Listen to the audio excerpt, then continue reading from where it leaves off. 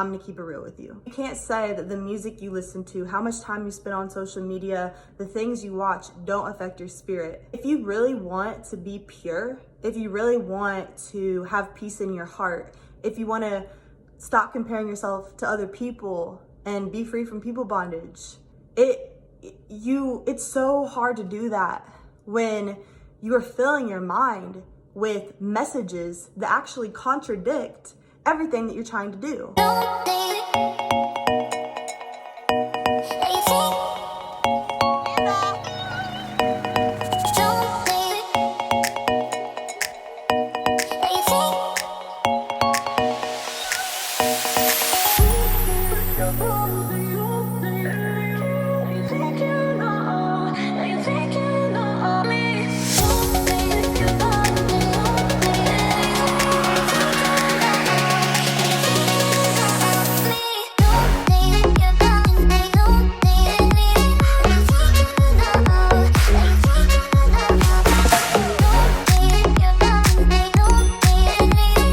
Good morning, or I guess whatever time of the day it is that you're watching this video.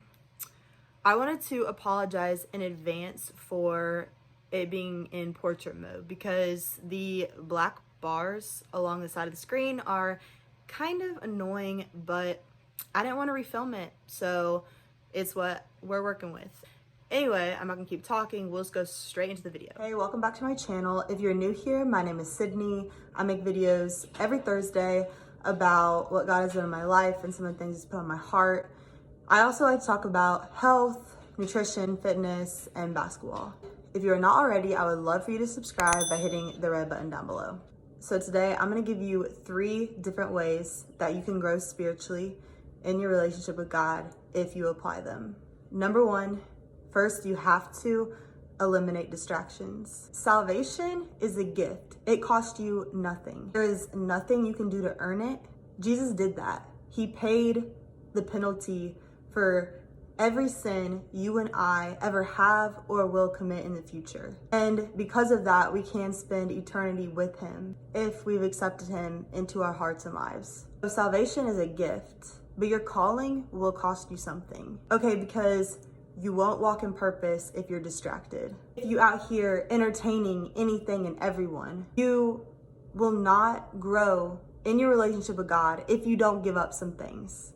There are some things that have got to go. It is not easy and it's not fun. Every single thing that you do plants seeds. And eventually you will reap a harvest. Depending on the kind of seed you're sowing, you can reap an abundant, life-filled harvest or an ugly one. If you really want to level up in your faith walk, there are things in your life right now that can't go to that level with you. There are relationships that are sucking the life out of you. Some of y'all have boyfriends and girlfriends that you know you're not equally yoked with. You know you shouldn't be with them. They're a bad influence on you. They affect your spirit. I'm telling you, every song you listen to, every show you watch, it is planting seeds in your mind. You're either feeding the spirit or you're feeding the flesh. And the more you feed your flesh, the more you will walk according to your flesh, and the more distant you will feel from God. And I'm not saying all these things are bad. You know, based on the lyrics, based on the content of the TV show, if you don't think it is affecting you, it is. You can't say that the music you listen to, how much time you spend on social media, the things you watch don't affect your spirit. If you really want to be pure, if you really want to have peace in your heart, if you want to stop comparing yourself to other people and be free from people bondage, it's so hard to do that when you are filling your mind with messages that actually contradict everything that you're trying to do. Philippians 4:8 says to meditate on what is true, on what is right, and what is pure. We demolish arguments and every pretension that sets itself up against the knowledge of God. And we take captive every thought and make it obedient to Christ. So if you want to grow in your relationship with God, you can't be meditating on certain music, certain TV shows. You can't be spending all this time on social media every single day. Let God direct you on how you should use it, because social media can be good. It can be used for so much good. But Satan also uses it to deceive us about our identity, distract us from our purpose, destroy us by the ways and words of this world. So you just gotta be careful. You know, like maybe you need to take a break from all social media for an amount of time. Maybe you need to give up certain social media platforms that are particularly causing you to stumble or just distracting. The messages in so many of these songs today will affect your spirit. And I know you can say, oh, I just listen to the music. I like the beat. I don't listen to the words like that. Well, I'm gonna be honest, like that's not true. You out here trying to grow and be who God's calling you to be. At the same time, you're literally opening yourself up for the enemy to mess with your mind. Going to plant lies and deceive you. You can't go to that next level if you're living in deception. Because it is the truth that sets us free, and Satan is the author of all lies. God commands us to be sober-minded and ready to fight the devil who prowls around like a lion looking for someone to devour. Like, I want you to understand the importance of this, because every single thing that you either knowingly or unknowingly choose to open yourself up to is planting seeds in your heart and in your mind. Before you know it, you will consider using drugs to get high. You'll begin to be motivated by money, which is the root of all evil, or you'll end up giving your body for validation, constantly be comparing yourself and your life to everyone, and you'll be discontent. Every single one of those things will eventually leave you empty. It's crazy because the way Satan does it is the lies aren't so obvious. Because if Satan lied to you in a way that was just a flat out lie, then you wouldn't believe it. Instead, he takes a good thing, you know, what God has already ordained to be good and true and holy and right, and he twists it to make it something that is not what God intends for it to be. For example, sex. God is the designer of sex. So he knows the way that it's the most powerful, it's the most beneficial, it's the most enjoyed in the confines of marriage. And that's where Satan will trick us into believing that's an example of something that he's thwarted, that God has meant for good, and he's turned it to where, you know where I'm getting at. If you want to grow spiritually, if you want to grow in your relationship with God, you can't be meditating and filling your mind and entertaining things that blatantly set itself up against his word, because that's not his will for you. It's like counterproductive. Okay, so number 2, journal and pray. Because if you want to grow in your relationship with God, you have to talk to him. Talking to God, the one who holds all of creation in his hands, is the most powerful thing that you can do. Never underestimate the power of prayer. Sometimes you do not have because you do not ask. God can do above and beyond anything that you can ask, think, or imagine. Sometimes he's literally just waiting for you to be expectant.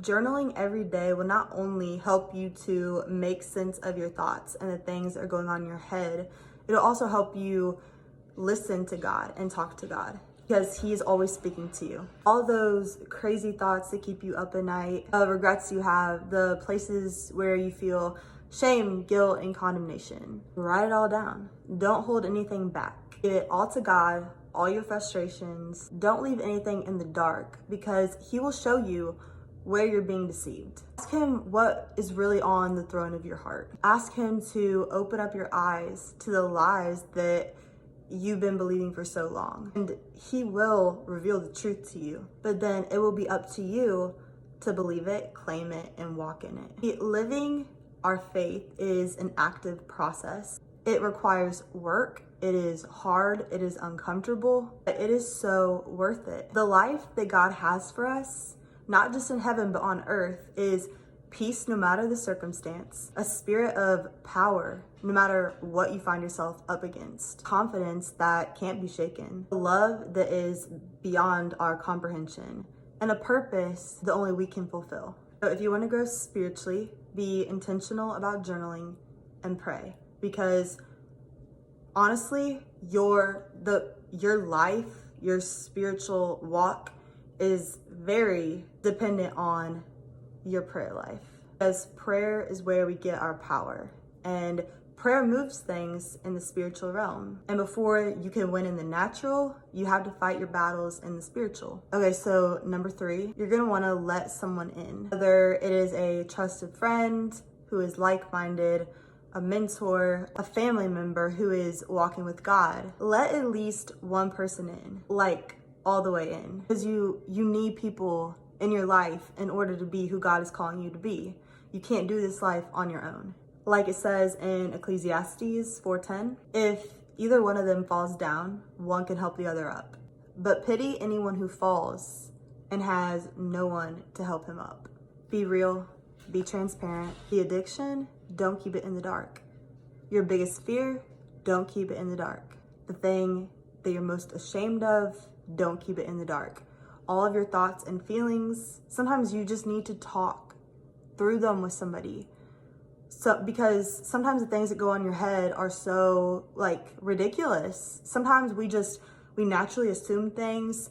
We've been believing lies for so long that our brains need completely rewired, and that is not something that you can do on your own. Don't keep anything in the dark, because it is in the dark that thing will continue to have a hold on you. No matter how good of a person you are, no matter how strong you are, there are some strongholds that you can't break on your own. James 5:16 commands us to confess our sins to one another and pray for each other so that we might be healed. Because we know prayer is effective, and that when 2 or more are gathered in Jesus' name, He is there.